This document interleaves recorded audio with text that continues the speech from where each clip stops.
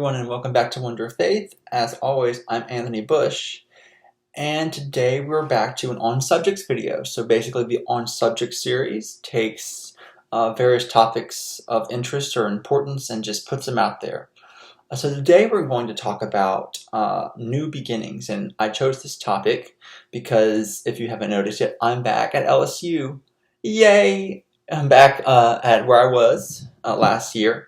And it feels good in a way to kind of return to where history was made, right? Like I went through my junior year, I studied hard, met new people, and I did it all from this place right here. This was my headquarters, my ground zero, so to speak. And I got it all done, and now I'm back. I'm back in the saddle, ready for another year to come. And I think a lot of you out there are starting new school years, whether you're a teacher or a student. And so it's a good time to talk about new beginnings. And even if you're not, if someone new's coming into your life, or if you just want to turn over a new leaf, I think this video will be helpful. So, what does it mean to start anew?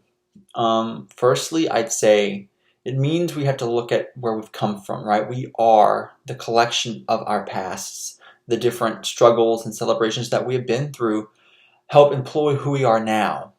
I am a collection of that. The Anthony you see before you is a composition of everything that I've experienced in a way, and I've grown from it. So it's important to see where we've come from. But then there comes a time when we have to decide to move it to the next level. That's right. So we decide one day something new's coming, and I've decided that I want to be better for it. Because I don't know what's coming. I know in general, but I don't have the specifics.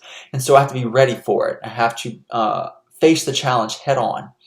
And so for me, because the school year is starting, I look at my classes, I look at my friends and the people around me, I look at, of course, the church and things that I do during the school year, and I put them in order. I see what they are, and I prepare myself to serve them as fully as possible. And so I contemplate what is to come. I see the future before me, and I decide I'm going to be this way. And there comes a point where I have to put my foot down and say, this is what I'm going to do. I'm not just going to let it hit me and decide whenever it's time to decide, but it's time to see the Anthony that's going to be there doing those things. What does he stand for? What's important to him? And what are morals and values that he will not compromise no matter what? These are the things that remain constant. And consistency is important when we consider new beginnings, right? Because we don't want to change everything about ourselves. We don't want to throw out the good with the bad. But we want to take the good. We want to take what God has given, and we want to make it better. We want to better utilize our gifts. So it's taking those things that we know to be correct, right, good, luminous, and then using them to move ahead. So for instance, I'd say I'm not going to compromise my moral system. So I'm not going to, for instance, I'm not going to bully people. I'm not going to, go get drunk at a party. The things I have not done, I'm going to continue not to do, because those are things that go against my standard for myself, of how I value who I am. So there isn't going to be a person or a group or an influence that's going to make me compromise that, regardless of the situation. Whether they hate me for it or whatever, I'm not going to be less than what I am. So you have to keep in mind all these things, and you don't have to spend hours deciding every possible outcome that you may have to face, right? That's a waste of time. But you have to see generals and things that you can always apply. So I'm going to, of course, do well in my schoolwork and put it on my high priority list and not let my grades suffer from neglect or me not trying as hard as I should. I'm of course going to continue to try to get to know people, communicate, be authentic. So I may meet someone new and they may find out I'm Catholic within 30 seconds. I don't usually say it's because of my crucifix or whatnot. Or they ask me, what are you in? I'm in philosophy. It's like, oh, what do you want to do with that? I'm like, well, I want to go to on into theology. And then he says, oh, like religion? I'm like, yeah, because I'm Catholic. So it just comes up. But I'm not going to hide that away, right? It can be controversial. It can be it can put someone on edge, but at the end of the day, to understand me, you must understand, at least to some degree, the Catholic faith. So it's not something I can hide. It's not something I can drop off the plane, so to speak. So that's always there. And so it's a matter of how am I going to introduce it? How am I going to show my love of it without it being overbearing? So there's always a balance there. And also, it's about accepting that everyone that you meet at university or the new place you're going in life, that they're not all going to like you, or they're not all going to appreciate you. So you have to be willing to take the backlash or the misunderstanding or the rudeness that comes with that, because not everyone plays by the same rules, and that's hard. I've learned, because I'm here trying to do the best I can, but others are not going to do that in the same way or even care at all, because they're just here to do whatever to satisfy themselves. And it seems unfair that you're willing to go all out, but they're not. It's just reality. So you can only do what you can do for yourself. We have control over ourselves, and so with a new beginning, we can choose to be everything we can be. And of course, it's hard to keep that up, right? You may start out first week, and you're giving it your all, and then second week comes, and it gets harder. And so it's not always going to be about keeping 100% peak capacity at all times, because that's hard. We're humans. But it is about constantly reevaluating what we've done and who we are, so that we do not stray from what we wish to be, that we do not stray from virtue, from pursuing the good, and from being authentically us.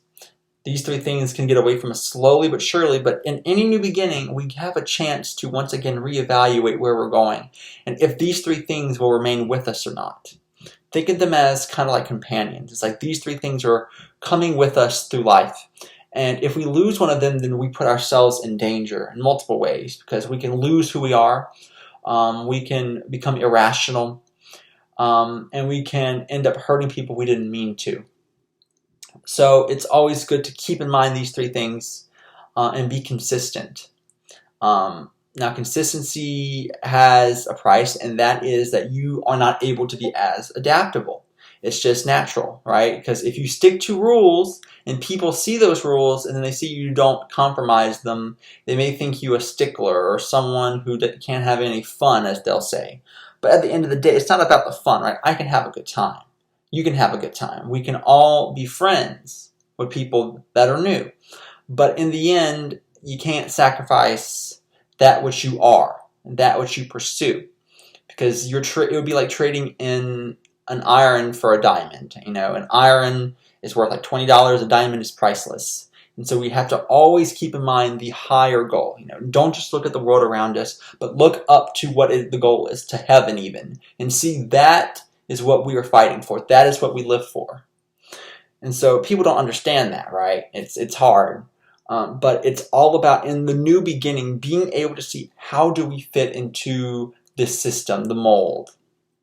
We may not fit into the mold exactly. You know, we would be an outlier.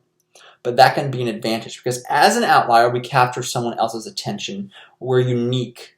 We're something to be understood and discovered. And so with that, people can gravitate toward us in the meanwhile. But it's just a matter of trial and error as well. Every situation is different. Every new job, new class, new neighborhood has its own challenges, and we just have to meet them. But in the end, as long as we have constants, then we're good to go. A new beginning is a chance to take all the errors of the past and leave them behind, to learn from them and then become better, because we learned that we shouldn't do those things.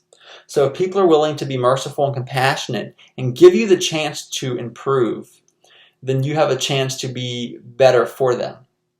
It's all about them being able to. And if they won't, then that's their problem. You're willing, they're not, there's nothing you can do about it. But in the end, new beginnings means that we're willing to step up our game, be happier, be better. And as long as we keep moving toward these new beginnings over and over again, another renewal, then we can slowly but surely improve. That's what the Mass is. Every Sunday when we go to Mass, it's a new beginning, a new week. We receive the sacraments once again.